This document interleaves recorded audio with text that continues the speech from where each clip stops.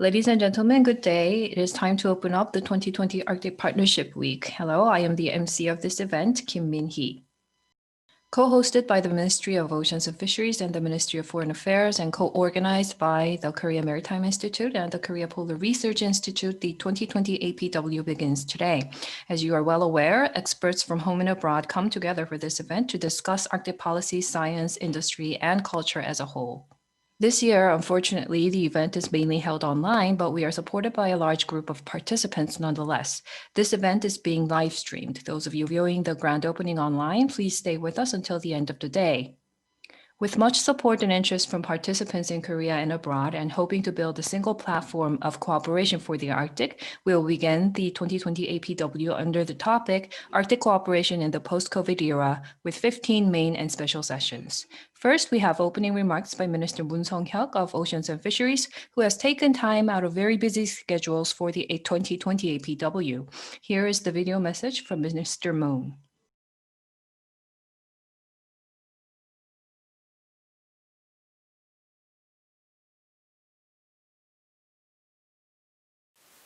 안녕하십니까. 2020 북극 협력 주간에 참석하신 여러분, 반갑습니다. 해양수산부 장관입니다.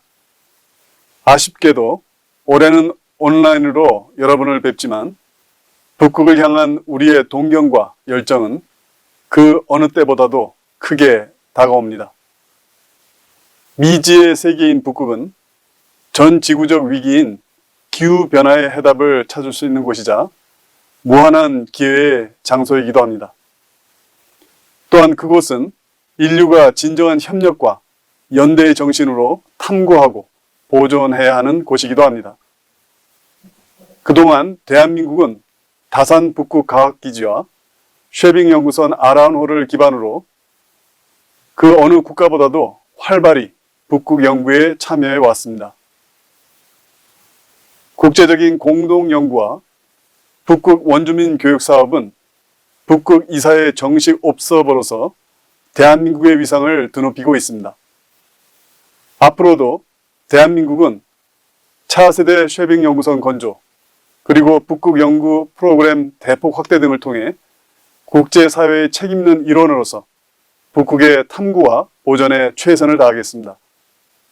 여러분, 각국의 경쟁적 개발의 대상이 되고 있는 북극은 이제 지속 가능성이라는 거대한 도전에 직면해 있습니다. 이번 북극 협력 주간이 기후 변화에 대응한 북극 협력과 국제 공동 연구, 그리고 북극 항로 등 북극을 둘러싼 현안을 허심탄회하게 논하는 공감과 협력의 장이 되길 기대합니다. 끝으로 이번 행사를 위해 애써주신 관계자 여러분 모두에게 수고하셨다는 말씀을 드립니다. 내년에 다시 만나 뵙도록 하겠습니다. 고맙습니다. As Minister Moon has mentioned, I truly hope this event presents a way forward for post-COVID cooperation and provides fruitful time to share invaluable opportunities. Next, we have welcoming remarks by Acting Mayor of Busan Metropolitan City, Mr. Byun Sung-wan. 반갑습니다. 부산광역시장 권한대행 변성환입니다.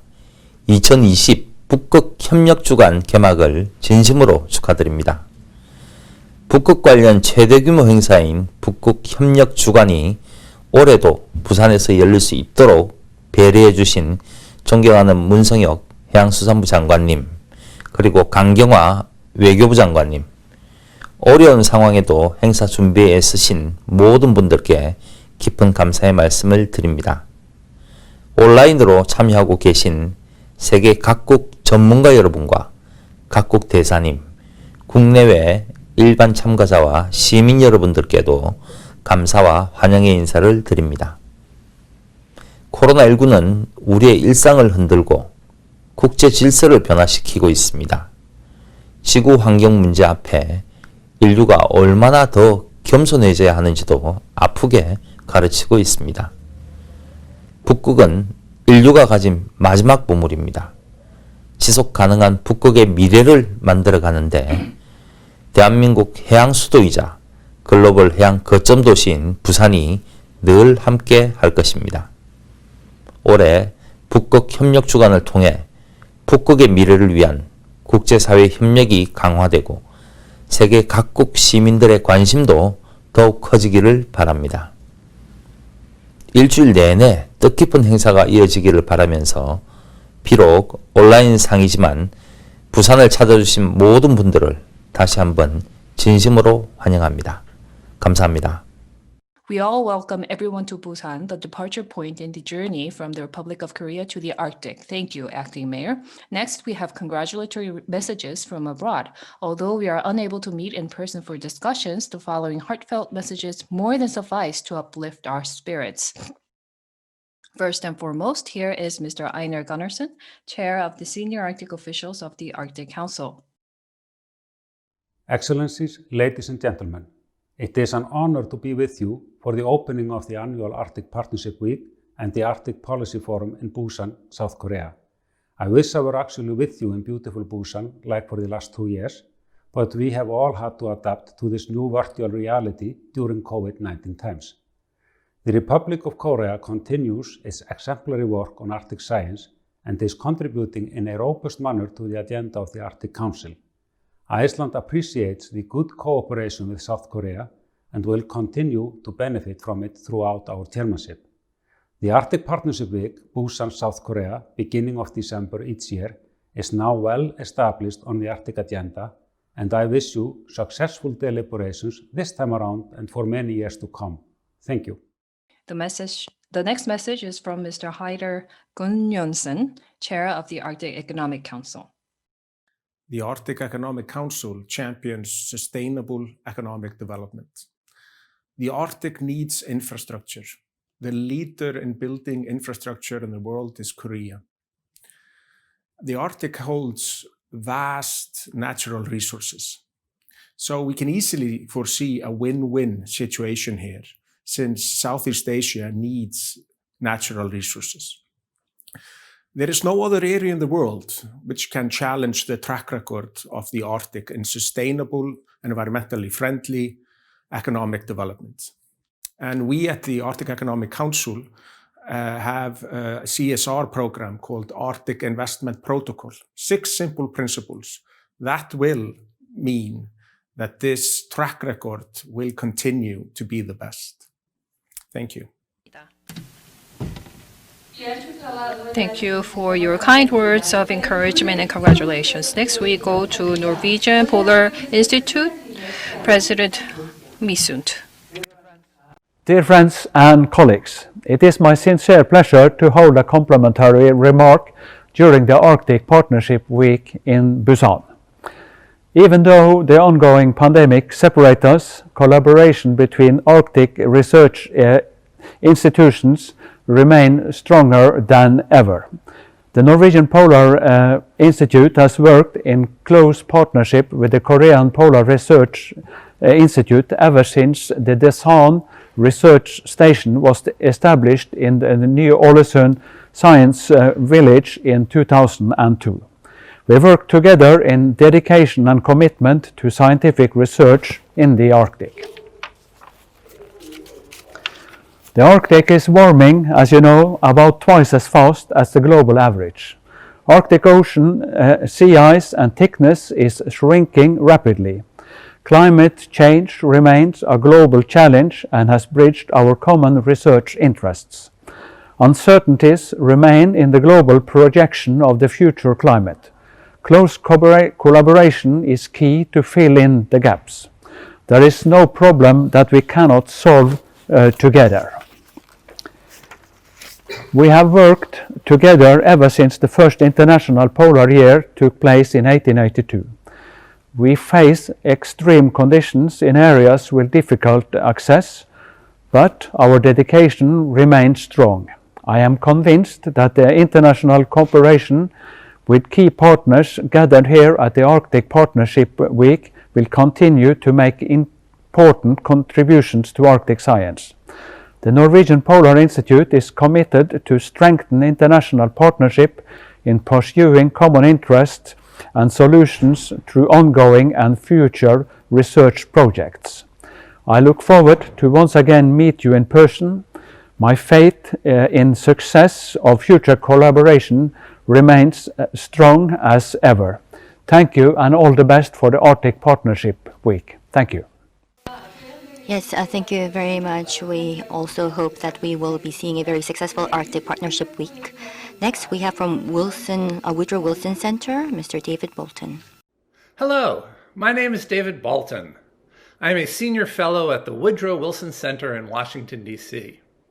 I was formerly the U.S. Ambassador for Oceans and Fisheries. I want to offer my congratulations to the Korea Maritime Institute for convening the 2020 Arctic Partnership Week, despite the difficult circumstances caused by the ongoing pandemic. The topic you have chosen, Arctic cooperation in the post-COVID era, could not be more timely. I want to wish all of the participants in the conference the best of success. Thank you very much. Thank you very much for your valuable words and congratulations. Next, from the California State University, Professor Oren Young. COVID-19 presents both challenges and opportunities for Arctic cooperation. Consider these examples: the challenge of engaging in large-scale cooperative marine science with many ships stuck in port during the 2020 field season due to the effects of the pandemic.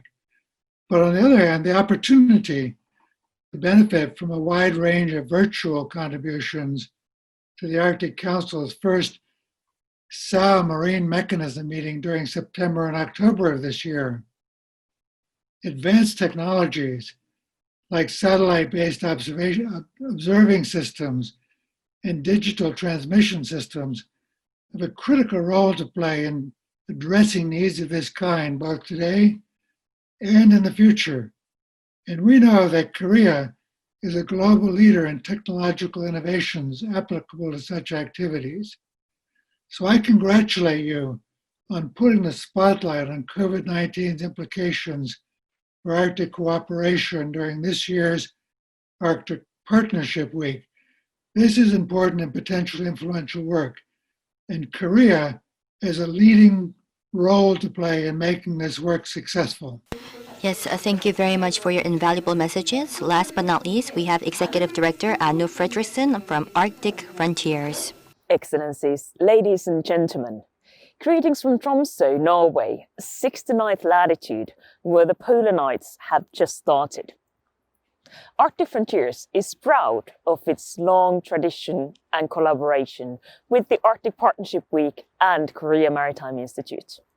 I wish you all the success with the 2020 Arctic Partnership Week. We hope that we are able to build upon the discussions that you have in Busan this week during our 2021 edition of Arctic Frontiers. Yes, the message for solidarity is resonating, and I thank you all for your messages of congratulations. And next, we have the keynote speech to commemorate the 2020 APW.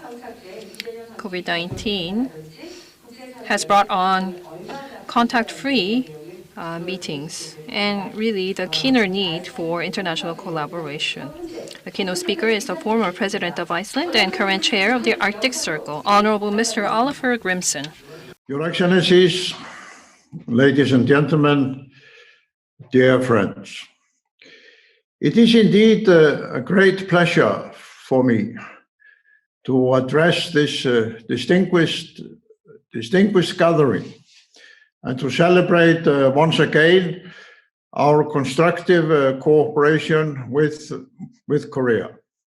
It is in a way strange that it is already 2 years since you hosted the Arctic Circle Forum, the first such gathering in Asia. And the success was extraordinary. And on the basis of the results, we have moved forward in those 2 years in significant ways.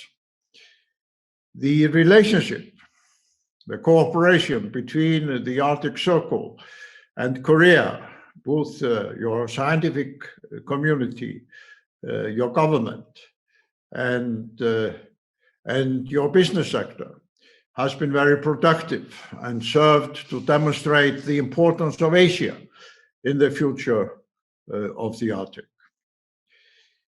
Of course, these pandemic times have made us all not only change our habits, but also reflect on how we should move forward.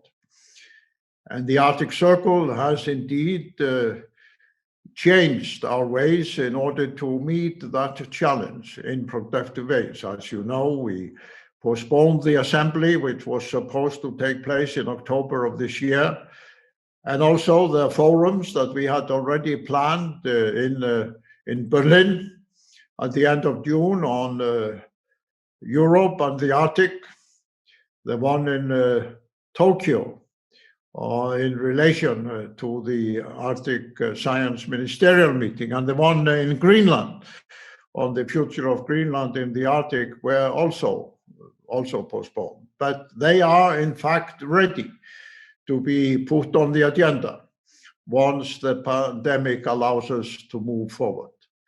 So once we are in a new era, I can assure you that the role of Korea in the next Arctic Circle Assembly, in the forums in Berlin, in Tokyo, in Greenland, will be of great significance. And we are looking forward to continue our partnership with your country. It is also very interesting that despite the changes that the pandemic has brought to our lifestyles, our connections, our societies, as well as our economies, the 2020 is indeed turning out to be a very interesting year for the Arctic. Perhaps one of the landmark years in terms of change and a new vision of the future of the Arctic. So let me take the opportunity here today to list some of these extraordinary products for the Arctic in the year, this pandemic year, which soon will come to an end. First of all, let me mention the historic Mosaic expedition. For the first time in human history, scientists stayed for a whole year in the North Pole Arctic region. For the first time in our history, we will have data allowing us to try to understand not only the Arctic, but also the entire future of our planet on the basis of the results of this historic expedition, an expedition which would not have been possible without an extensive participation from Asian countries. In many ways, Mosaic demonstrates the true international character of Arctic cooperation. It brings to mind what President Putin said some years ago, that no country, however powerful, is capable on its own to conduct the necessary science in the Arctic.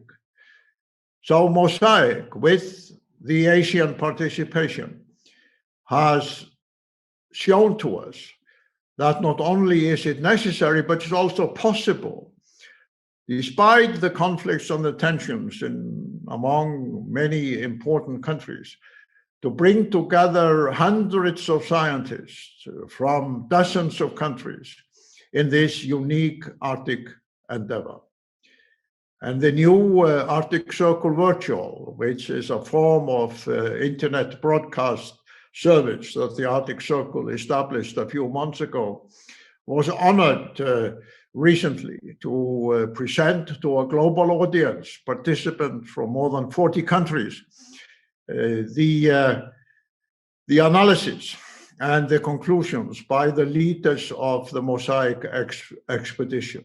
But of course, we are still in the early stages of analyzing the data and connecting the results of this expedition to other scientific endeavors on the future of the Arctic, as well as the future of our planet.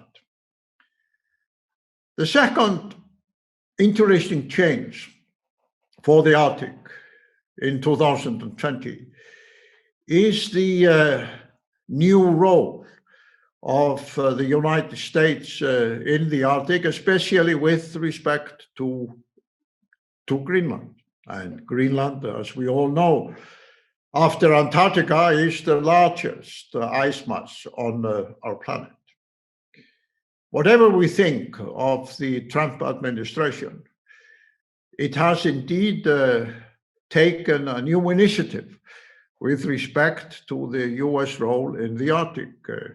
The speech by Secretary of State Pompeo last year was perhaps the beginning of this new emphasis, and also the speech which the Secretary of Energy made at the Arctic Circle Assembly last year also indicated that within the Trump administration, there were various cabinet ministers that were taking a new aggressive role in Arctic issues. And of course, the establishment of the United States mission in Greenland, as well as the various policy papers that both the Pentagon and other governmental agencies have put forward, indicate to all of us the new geopolitical relevance of the Arctic. As we all know, a new president will take office in Washington in the beginning of next year. So it remains to be seen whether this new emphasis from Washington will continue to impact the Arctic dialogue.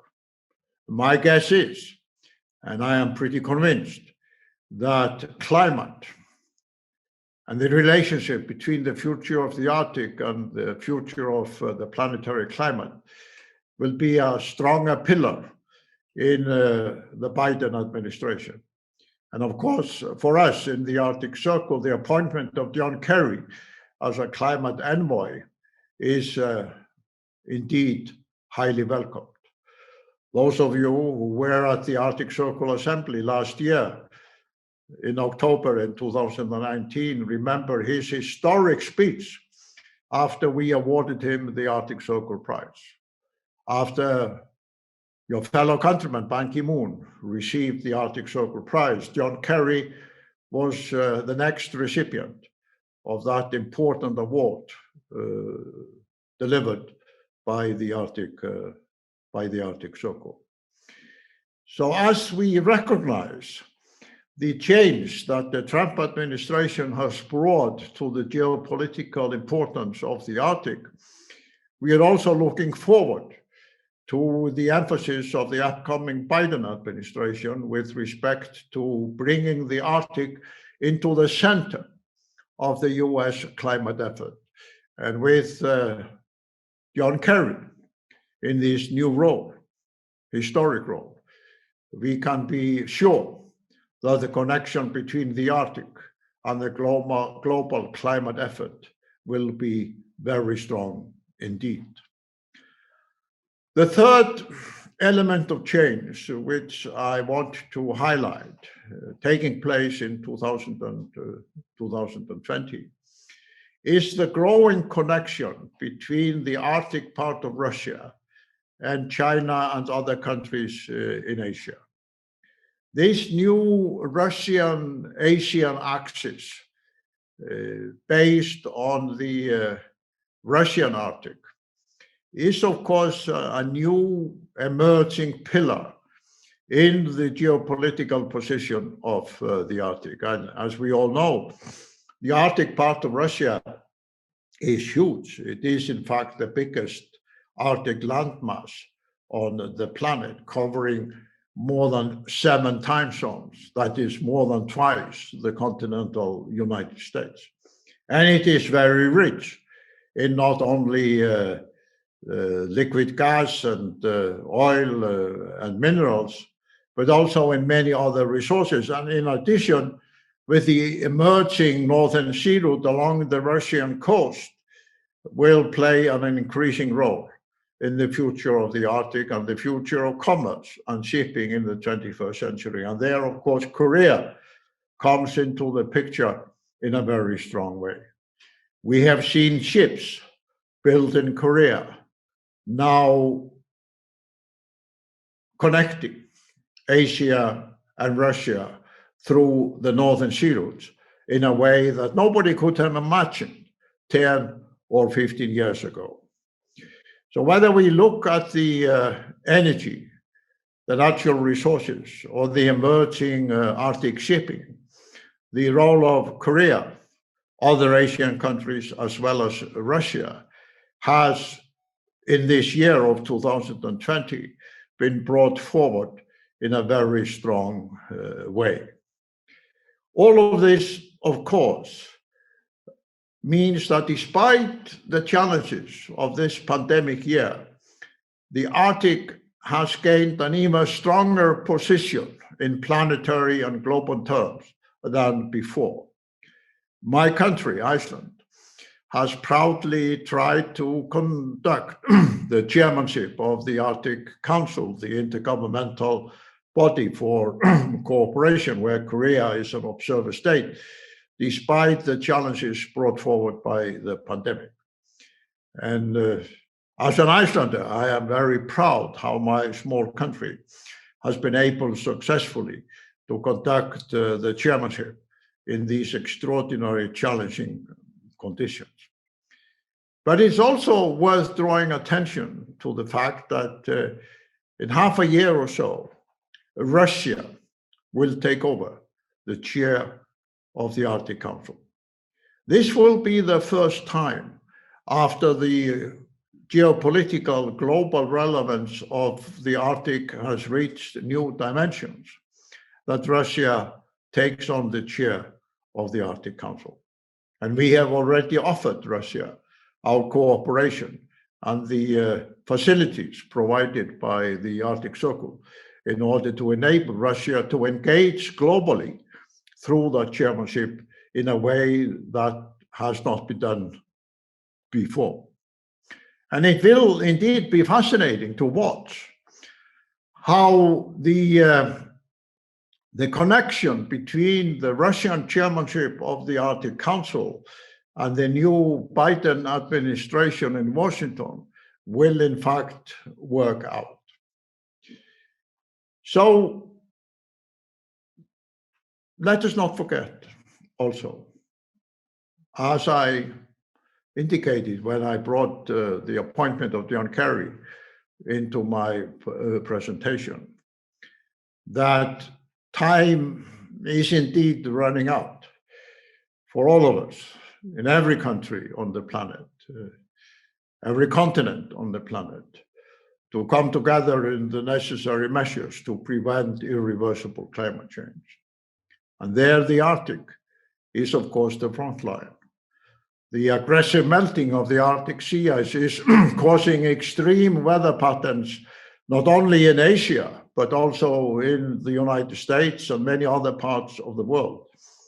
And the melting of the Greenland ice sheet is threatening sea level rise, destroying the future of almost every coastal city, whether it is in Korea, or China, Japan, or other parts of Asia, Africa, Europe, the Americas, or anywhere else in the world. So as we move forward towards a new year, this nexus between the future of the climate on our planet and the future of the Arctic has to be our primary focus. And in this respect, the Arctic Circle is honored to invite you once again, our partners and friends in Korea, to actively participate very strongly in all the gatherings we are going to host and organize once the pandemic allows us. We already have ready not only over 100 sessions for the next assembly in Iceland with hundreds of speakers, but also in agreement with the government of Germany, the government of Greenland, the government of Japan, these three important forums, as well as the cooperation with the United Arab Emirates government to host in Abu Dhabi a forum linking together the discussion on the Arctic and the discussion on the glaciers in the Himalayas, the so-called third pole area where China, India, Pakistan, Nepal, Bhutan, Bangladesh, and others come together in this crucial ice-covered area. In all of these endeavors, Korea can play a great role.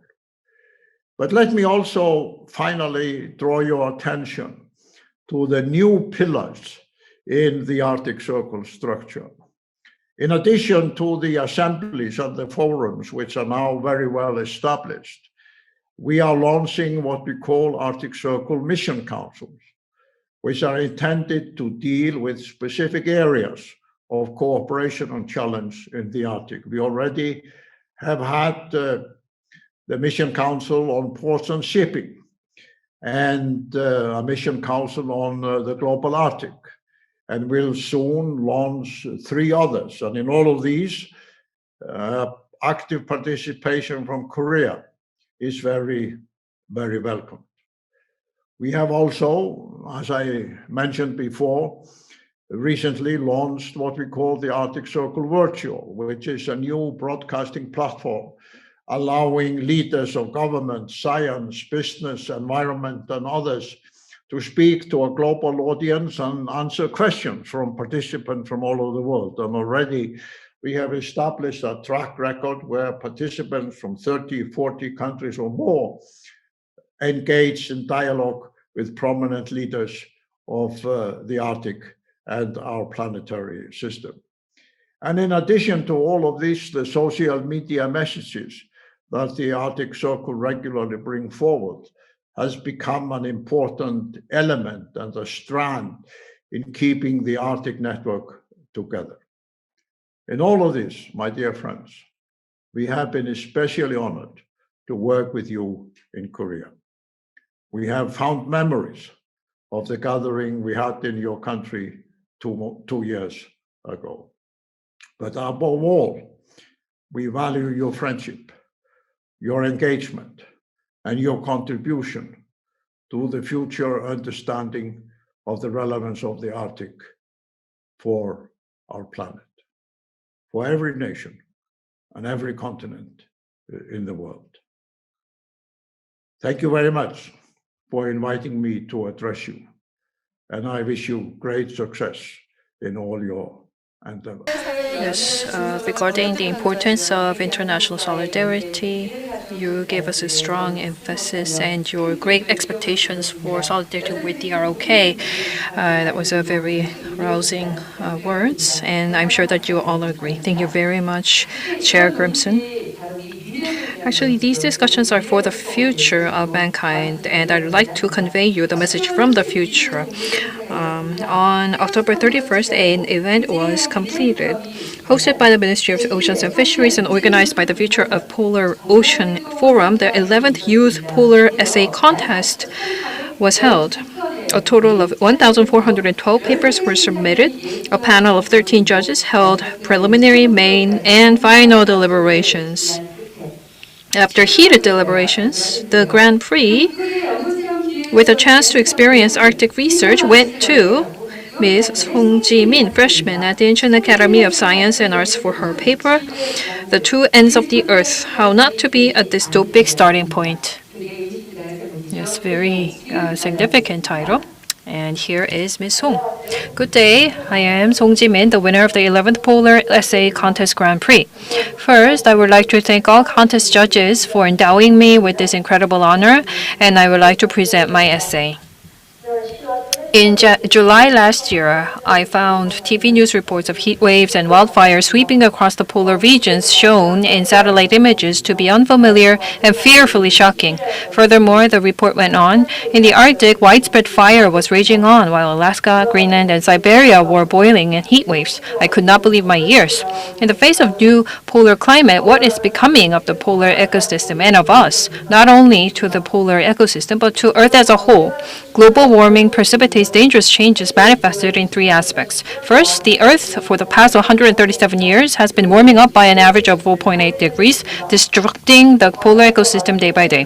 In the process, many creatures fail to adapt to the new environment and are cornered into extinction, while among rare animal species, 73% are at risk of habitat destruction. Moreover, icebergs are melting at an increasingly rapid pace, and polar shorelines are gradually revealing the ground beneath. If climate change accelerates and melts away the polar ice and ice caps, the sea level would rise by 66 meters, inundating many coastal cities without a trace, and we would face droughts, floods, epidemics, heat waves, maritime pollution, food shortage, and other forms of crises. Lastly, if global warming melts icebergs, ancient viruses can be released from the icebergs and infect living things.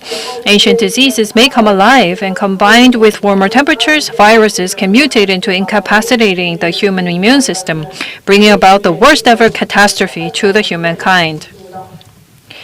Despite the orange warning lights going off at two ends of the Earth, we are not stopping. When it comes to polar development and conservation, the humankind must remain vigilant in maintaining the right balance. I propose the following three actions to be taken. Number one, I propose that the primary school curriculum include environment as a subject. During primary and secondary education, I also hope environmental volunteer activities can be expanded in various ways, because learning about the environment with mind and body since young is the best way to nurturing a caring mind for the environment. Number two, scientific research findings must be used to actively promote the importance of polar regions. In addition, tapping into conservation biology, polar ecosystems need to be analyzed, and human impact on polar biodiversity examined. Number three, climate change driven by global warming is already a challenge for us all. As we encounter global warming and the COVID-19 pandemic, we need to see them in the same line. So as not to pass the point of no return, we all must consider polar development and polar conservation together, always, and preserve the polar ecosystem. This is the only way for us to sustain our Earth for a long period of time. Thank you very much. Did you all enjoy the video? The essay itself was quite remarkable, but in the interviews and as they were shooting the video, everybody was very much surprised. They're of course fearful about the future, and it's true that we need to make sure to take the right action. She has also recommended including this topic in the curriculum for elementary school students as well. And I truly hope that this can be realized based on discussions amongst the expert group. Ms. Song Ji-min's as it was in her essay, I hope that this will open up a brighter future for the Earth. And these essays, the award-winning essays, will be posted on the Arctic Partnership Week's website for you to enjoy. So please visit our website. This brings us to the end of the opening ceremony of Arctic Partnership Week 2020, and we have a full schedule for the entire week. And your voices will be brought together to draw the bigger picture for the future, and it will also help us provide a better conference next year. So once again, thank you very much for your participation. So once again, till the 11th, we have various programs, and most of the programs will be on both online as well as offline. So please check the schedule, and I hope that you actively take part in the Arctic Partnership Week 2020. It's quite unfortunate that we cannot meet in person. However, as you're very well aware, we have many side events. But let me just brief you on these events for your information. We have Policy Day, Science Technology Day, and Shipping Day, as well as the Day of the Citizens. We have these three thematic days, and we have many programs and conferences in place. You can see that it encompasses various aspects of Arctic Partnership. On day 3, we have experts and scientists that will be talking about predicting climate change and also the importance of Arctic studies. Now, on the 4th day is the day of shipping. We will be looking into the Arctic shipping performances of the past, and I believe that the experts in Russia as well will be joining us to talk about their policies in shipping and on the Arctic route. All of the details are on the website, so please visit our website. So once again, please check the schedule, and there's a lot of information for you. So please, I hope you would enjoy the entire week to the fullest. So with that, let me conclude today's ceremony. I was your MC, Kim Min-hee. Thank you very much.